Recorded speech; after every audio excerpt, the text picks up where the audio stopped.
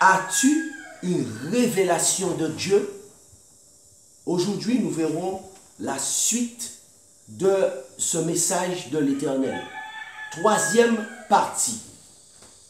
Alors que nous avons changé d'année, nous nous sommes rapprochés du grand événement, le retour de notre Seigneur et Sauveur Jésus-Christ en gloire. Maintenant, le moment est arrivé pour nous d'être de vrais adorateurs, qui l'adorent en esprit et en vérité. Cependant, personne ne peut être un vrai chrétien sanctifié, un disciple de Christ, s'il n'a pas reçu une révélation de qui est vraiment Christ. En effet, tu ne peux pas faire la volonté de Dieu en toutes choses si tu n'as pas reçu une révélation de la personne même de Dieu. C'est ce que nous avons vu avec les grands hommes de la Bible, tels que le grand prophète Élie et également le grand prophète Moïse, qui tous les deux ont eu une révélation, ont dû avoir cette révélation de la personne de Dieu pour pouvoir être de vrais adorateurs. Prions ensemble.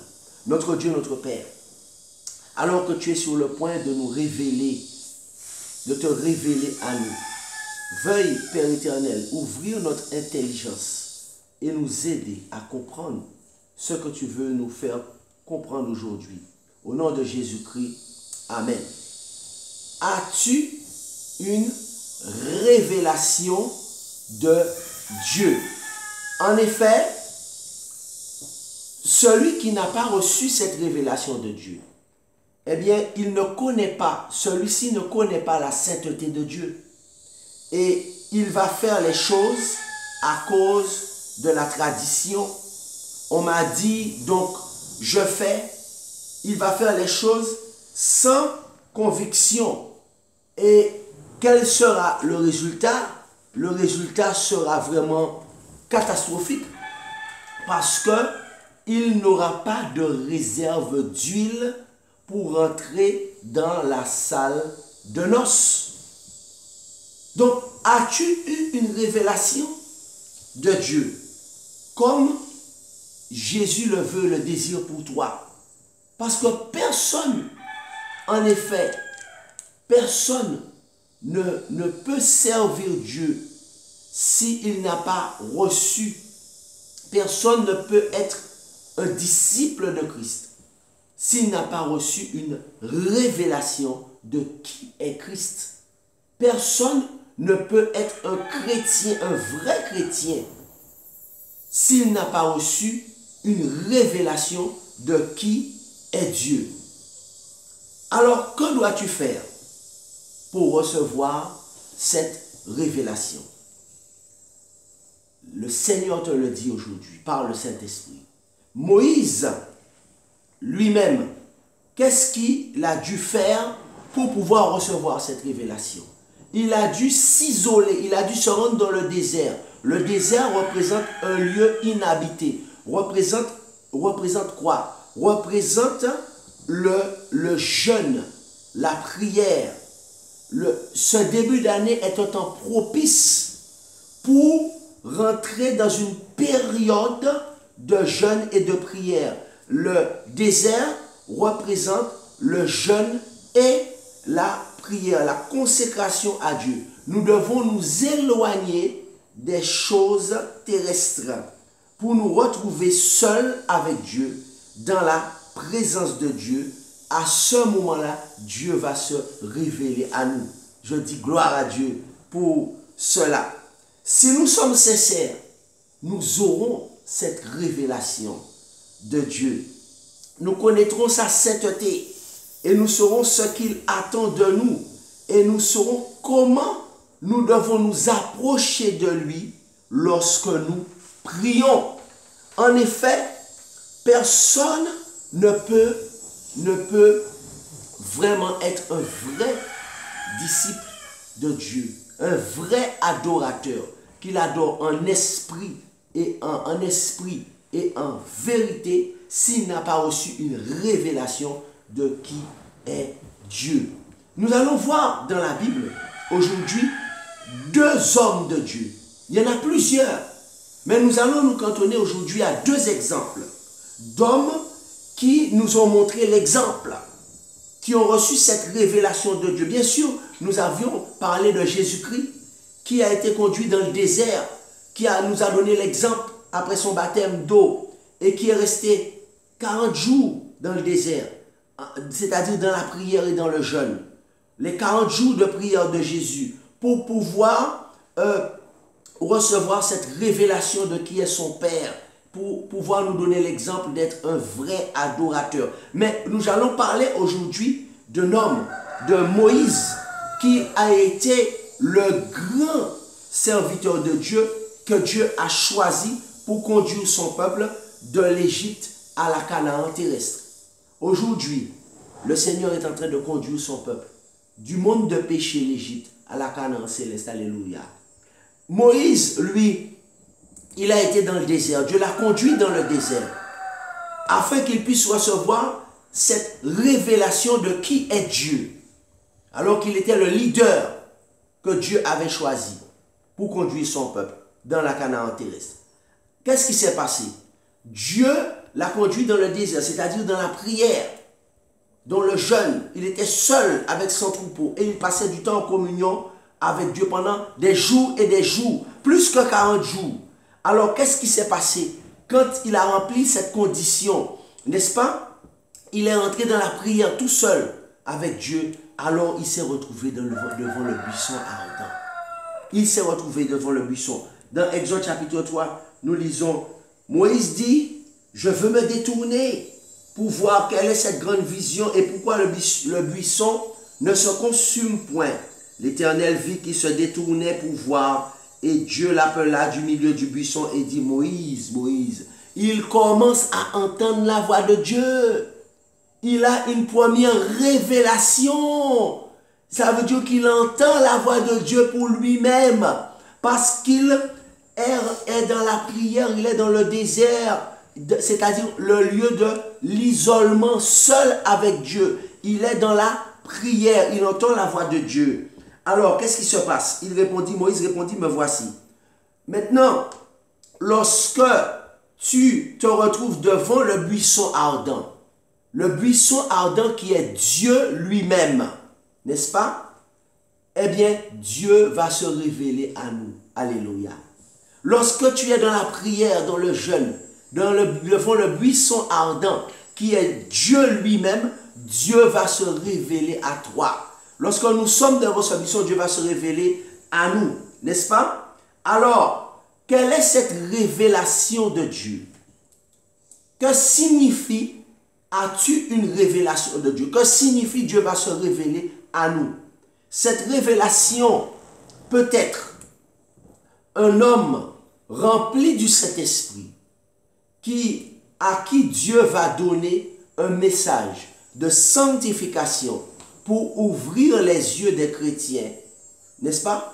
Et lorsque tu vas écouter ces messages, comme tu es passé par le désert qui représente le jeûne et la prière, alors le Saint-Esprit va te dire que c'est une révélation de Dieu et tu le sauras. Gloire à Dieu. Je répète, que Dieu va se révéler à nous. Et qu'est-ce que cette révélation?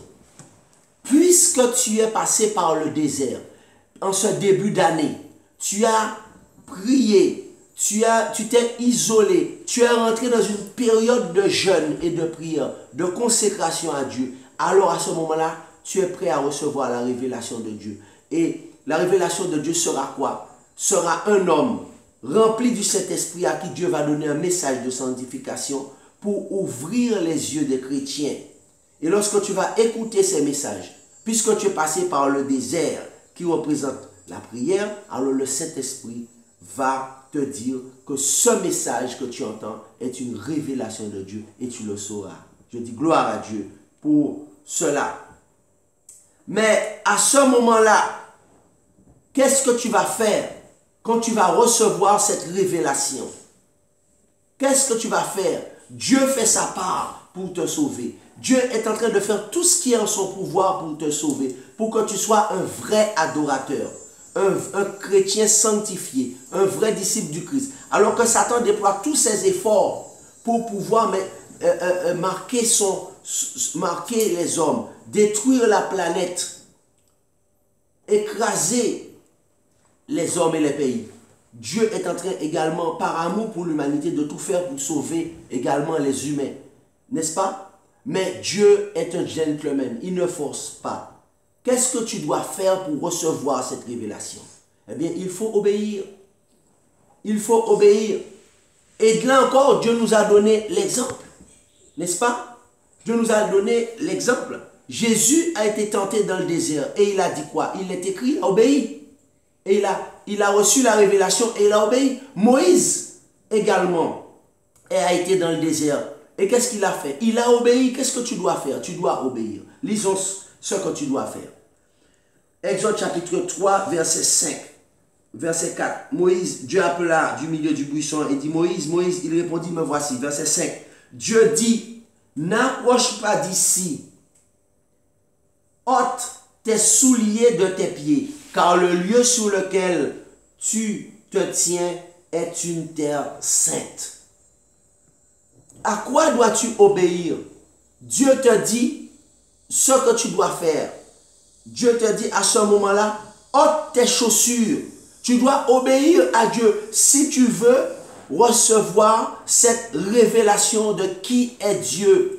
Tu dois obéir si tu veux être un vrai adorateur, si tu veux être une vraie chrétienne sanctifiée, si tu veux sortir de la médiocrité, si tu veux sortir de ces chrétiens qui passent toute leur vie dans l'église et qui restent toujours des chrétiens non sanctifiés. Pourquoi? Parce qu'ils écoutent la tradition, parce qu'ils écoutent ce qu'on m'a dit. On m'a dit ça, on m'a parlé, on m'a dit, mais ils n'ont pas cette révélation comme Jésus l'a eu, comme Moïse l'a eu dans le désert. Dieu lui a dit ce qu'il devait faire pour pouvoir être un vrai adorateur, un vrai chrétien sanctifié. Dieu te dit aujourd'hui, ôte tes chaussures de tes pieds. Alors tu me poseras la question légitime, qu'est-ce que je dois ôter?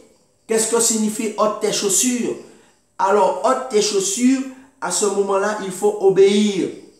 Moïse l'a fait. Que se serait-il passé si Moïse n'avait pas enlevé ses chaussures à ce moment-là? Il n'aurait pas eu la suite de la révélation.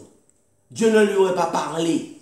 Dieu ne peut pas nous parler si nous n'obéissons pas à son ordre d'enlever ce qui nous empêche d'être un vrai adorateur. Comment Dieu peut-il nous parler? Alors là, Dieu nous parle lorsque nous avons compris son amour et nous obéissons. Dieu est un gentleman. Donc, Dieu ne force pas. Donc, Moïse, il a obéi. Il a enlevé ses chaussures. Alors, que signifie ôte tes chaussures? Écoute bien. Les chaussures représentent la vie de péché que tu mènes pour que tu puisses voir la gloire de Dieu et entendre sa voix. Alléluia. Pour que tu puisses voir la gloire de Dieu et entendre sa voix, il faut ôter la vie de péché que tu mènes pour que tu puisses voir la gloire de Dieu. Ces chaussures représentent aussi le manque de foi en Jésus. En effet, nous devons enlever avec l'aide du Saint-Esprit cette incrédulité qui nous empêche d'avancer. Ces chaussures représentent aussi le manque de foi en Jésus, cette incrédulité qui nous empêche de rentrer dans la sanctification, qui nous empêche d'obéir à la voix de Dieu. Les chaussures représentent aussi, tiens-toi bien, les choses de Jézabel que tu as sur toi et qui t'empêchent de voir la gloire de Dieu et d'entendre sa voix dans cette révélation. Les chaussures représentent aussi les choses de Jézabel. Ces choses que Jézabel a mis dans le monde et qui sont malheureusement même entrées dans le peuple de Dieu, dans l'église. Et que l'on met sur soi, qu'on l'on met sur sa personne et qui t'empêche d'entendre sa voix dans cette révélation. Dieu se révèle à toi. Dieu est en train de se révéler à nous. Dieu est en train de parler. Mais les choses de Jézabel qu'il y a sur nous vont être un blocage, vont être un frein qui vont t'empêcher d'entendre la voix de Dieu. Dieu te dit aujourd'hui, chrétien, enlève tes chaussures. Chrétienne, ôte les choses de Jézabel qu'il y a sur toi. Ôte l'incrédulité. Les chaussures représentent, ôte les chaussures. Les chaussures représentent aussi le non-respect de la parole de Dieu qui te demande de couvrir ta tête lorsque tu pries. Les chaussures représentent, chère chrétienne, le non-respect d'un commandement de Dieu. Le commandement de Dieu qui te dit d'enlever, qui te dit de te couvrir la tête lorsque tu pries. En effet, les chaussures représentent cela. Le Seigneur te dit, ôte tes chaussures afin que tu puisses entendre ma voix, afin que tu puisses comprendre la révélation que Dieu te fait. Ôte tes chaussures. Si Moïse n'avait pas obéi, que se serait-il passé? Il aurait pu entendre la voix de Dieu la suite? Non. En effet, regardez la suite. Moïse a obéi, n'est-ce pas? Alors Dieu lui a parlé. Et Exode chapitre 3, le verset 6 est la preuve que Dieu parle à ceux qui sont obéissants. Alléluia. Dis à ton voisin, Dieu se révèle et il parle à ceux qui sont obéissants. Dis à celui qui est à côté de toi, Dieu parle à ceux qui sont obéissants. Ceux qui ôtent leurs chaussures de leurs pieds. Ceux qui enlèvent les choses de Jézabel sur eux. Ceux qui enlèvent l'incrédulité dans leur cœur et qui demandent sur cet esprit de remplacer par la foi. Ceux qui acceptent le commandement de Dieu de se couvrir la tête lorsqu'ils prient. Celles, puisqu'il s'agit des chrétiennes, qui acceptent de se couvrir la tête lorsqu'elles prient, qui acceptent d'obéir à ce commandement de Dieu. Dieu leur parle. Eh bien, en effet, Moïse, puisqu'il a obéi, il a enlevé ses chaussures, eh bien, Dieu lui a parlé. Dieu ajouta, je suis le Dieu de ton père, le Dieu d'Abraham, le Dieu d'Isaac, le Dieu de Jacob. Moïse se cacha le visage parce qu'il craignait de voir, de regarder Dieu. Moïse, à ce moment-là, il a eu une révélation de la sainteté de Dieu. Et il a compris qu'il était en face du Dieu vivant, du Dieu saint. Alors l'Éternel lui dit, j'ai vu la souffrance de mon peuple qui est en Égypte. Donc Dieu a commencé à lui parler. Il a commencé à entendre la voix de Dieu parce qu'il était dans l'obéissance. Parce qu'il a reçu une révélation et il a compris cette révélation parce qu'il a obéi, il a enlevé ses chaussures de ses pieds. Il a enlevé ce qui était un obstacle à la révélation. Nous avons entendu, Dieu te révèle aujourd'hui, le Saint-Esprit te révèle quels sont les obstacles à cette révélation de Dieu. Alors un autre homme de Dieu très célèbre, très important, Ésaïe, a aussi eu une révélation de la sainteté de Dieu. À quel moment? Dans quelles circonstances? As-tu eu une révélation de Dieu, cher chrétien? As-tu eu une révélation de Dieu, chère chrétienne? Si ce n'est pas le cas, regardons ensemble comment tu peux avoir cette révélation de Dieu et être un vrai chrétien sanctifié, être un vrai disciple du Christ, être un vrai adorateur, puisque nous avons changé d'année et que nous nous sommes rapprochés encore plus près de l'événement. Tu seras sûr d'avoir ta réserve d'huile. Alors, regardons un deuxième exemple encore, l'exemple d'Ésaïe, dans Ésaïe chapitre 6. Ésaïe a une révélation de la sainteté de Dieu. Mais comment? Il a rempli les conditions pour cela. Lisons ensemble. L'année de la mort du roi Osias, je vis le Seigneur assis sur un trône très élevé et les pans de sa robe remplissaient le temple. Des séraphins se tenaient au-dessus de lui. Ils avaient chacun 6 ailes, 2 dont ils se couvraient la face, 2 dont ils se couvraient les pieds, et d'eux dont ils se servaient pour voler. Même les séraphins se couvrent dans la présence de Dieu parce qu'ils ont une révélation de qui est Dieu. Ils ont une révélation de la sainteté de Dieu. Et comment peux-tu résister au commandement de Dieu quand il te dit que tu dois te couvrir la tête alors que les séraphins n'ont jamais péché, alors que les séraphins sont saints? Toi, tu es un pécheur, tu es une pécheresse. Et comment peux-tu résister de te couvrir la tête? En effet, le Seigneur s'adresse aux chrétiennes. Maintenant, Ésaïe a eu une révélation ce jour-là. Regardez la suite de l'histoire. Les séraphins se criaient l'un à l'autre, Saint, Saint, Saint, l'Éternel. Ils se couvraient la tête, ils criaient Saint, Saint, Saint. Ils ont compris la sainteté de Dieu. Et à ce moment-là, Saint, Saint, Saint, l'Éternel, désormais toute la terre est remplie de sa gloire. Les portes furent ébranlées dans leur fondement. Ça veut dire que Dieu a répondu à leur adoration par une démonstration de puissance. Par la voix qui retentissait dans la maison, il se remplit de fumée. Dieu a parlé en réponse à leur adoration, en réponse à l'obéissance. Dieu parle, alléluia.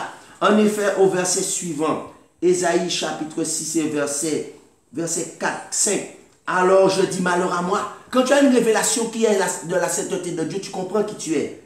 Malheur à moi, dit Ésaïe, je suis perdu car je suis un homme dont les lèvres sont impures. J'habite au milieu d'un peuple dont les lèvres sont impures. Et mes yeux ont vu le roi, l'Éternel des armées. Mais à quoi Ésaïe a dû faire? Qu'est-ce qu'Ésaïe a dû faire? À quoi a-t-il dû obéir pour recevoir la révélation de Dieu, la parole de Dieu? Il a dû obéir à un ordre, un commandement. L'un des séraphins vola vers moi, tenant à la main une pierre ardente, et qu'il avait pris sur l'autel avec des pincettes.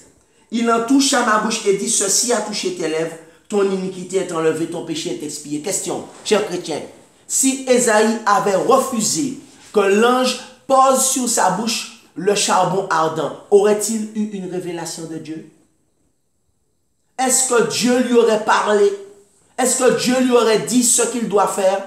Est-ce qu'il aurait pu être un vrai adorateur? Est-ce qu'il aurait pu être un chrétien sanctifié? Aurait-il pu comprendre ce que Dieu attend de lui s'il n'avait pas obéi? La réponse, vous la connaissez. Non. Il n'aurait pas reçu une révélation de Dieu. As-tu eu une révélation de Dieu? De qui est Dieu? De la sainteté de Dieu? Alors si tu le veux, suis l'exemple de Jésus, suis l'exemple de Moïse, suis l'exemple d'Ésaïe. Qu'est-ce qui s'est passé? Puisque Ésaïe a accepté d'obéir quand l'ange est venu mettre le charbon sur sa bouche, il n'a pas dit non, non, non, non, non, non, non, non, non. Moi, dans ma religion, on m'a appris qu'on ne fait pas ça. Ça ne fait pas partie de ma religion, ça. Ça ne fait pas partie de ma tradition. Non, désolé, je ne fais pas cela. Je n'obéis pas à ça, ce commandement, parce que ça ne fait pas partie de ma tradition. Ce n'est pas ce qu'il a dit.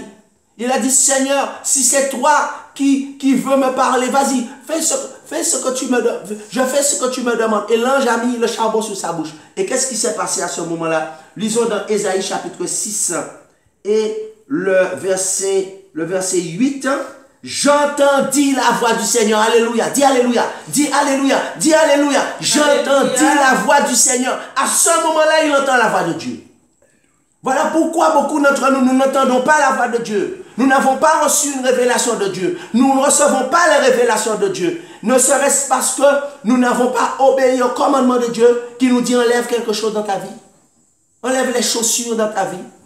Laisse-moi toucher ta bouche avec le charbon de l'autel pour que tu puisses, tes péchés soient expiés, les mensonges que tu profères soient expiés, les fausses doctrines que tu enseignes soient expiées. Si tu n'as pas accepté cela de la part de Dieu, tu ne peux pas recevoir la révélation de Dieu. À ce moment-là, Ésaïe dit, j'entendis la voix du Seigneur. Avant cela, ce n'était pas possible. J'entendis la voix du Seigneur disant, qui enverrai-je, qui marchera pour moi? Il répondit, me voici, envoie-moi. Alléluia. Amen. On a vu 3 exemples. Jésus, Moïse, Ésaïe. Après cela, il a répondu à l'appel du Seigneur. On ne peut pas répondre à l'appel du Seigneur d'être un gestionnaire de ses biens, d'être un administrateur de l'œuvre de Dieu, d'être un administrateur de son Église, si on n'a pas reçu une révélation de qui est Dieu, de la sainteté de Dieu. Et si on n'a pas accepté d'obéir à ce qu'il nous demande, d'enlever ce qu'on doit enlever dans notre vie, alors à ce moment-là, tu ne peux pas être un disciple de Christ qui va faire des disciples. Si tu n'as pas cette puissance, parce que cette révélation de Dieu qui te la donne, c'est le Saint-Esprit bien sûr. Si tu n'as pas cette puissance qui va venir sur vous, il dit, mais vous recevrez une puissance si tu suis les directives de Dieu qui t'a dit d'aller dans le désert, c'est-à-dire dans la prière, dans le jeûne, de passer plusieurs jours dans la prière. Jésus a passé 40 jours dans le désert. Les disciples ont été dans la chambre haute. Moïse a passé plusieurs jours, plusieurs mois dans le désert. Si tu ne peux pas faire cela, alors tu ne vas pas recevoir une révélation de Dieu parce que la révélation, c'est le Saint-Esprit qui la donne. C'est lui qui va te révéler qui est vraiment Jésus. Et c'est lui qui va te révéler le Saint-Esprit, la sainteté de Dieu. Et il peut utiliser différents moyens pour te parler. Il peut utiliser des songes et des visions. Actes 2, 17 et 18. Après que les disciples ont reçu le Saint-Esprit dans la chambre haute, Pierre a dit, dans les derniers jours, dit le Seigneur, je répandrai mon esprit sur toute chair, vos vieillards auront des songes et vos jeunes gens des visions. Dieu peut utiliser des songes et des visions pour te donner la révélation. Dieu peut utiliser un homme rempli du Saint-Esprit qui sera ton Moïse, qui va t'aider à comprendre la parole de Dieu, à qui Dieu va parler pour toi. Pourquoi? Parce que tu n'as pas encore eu la révélation de la sainteté de Dieu. Tu auras du mal à comprendre et entendre la voix de Dieu. Donc en attendant, Dieu met un Moïse dans ta vie pour t'aider à avancer. Demande au Saint-Esprit qui est ton Moïse. Demande au Saint-Esprit qui est ton Moïse. Demande au Saint-Esprit qui est ton Moïse. Si tu veux avoir cette révélation de Dieu, alors humblement prosterné devant Dieu, devant sa majesté, eh bien tu vas recevoir ta révélation. Tu vas obéir, si tu obéis à Dieu, et tu vas recevoir ainsi l'approbation de Dieu. Et il fera de toi un vrai chrétien sanctifié, un disciple de Christ.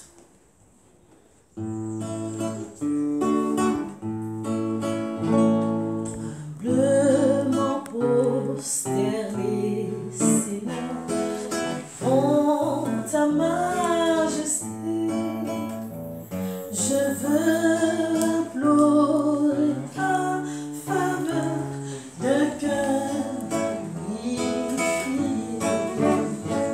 Je veux un cœur nouveau, Seigneur, le baptême d'en haut, de feu, de foi, de charité, un cœur régénéré, un cœur patient, humble et joyeux, un cœur semblable au tien, un cœur content toujours, un cœur aimant le bien.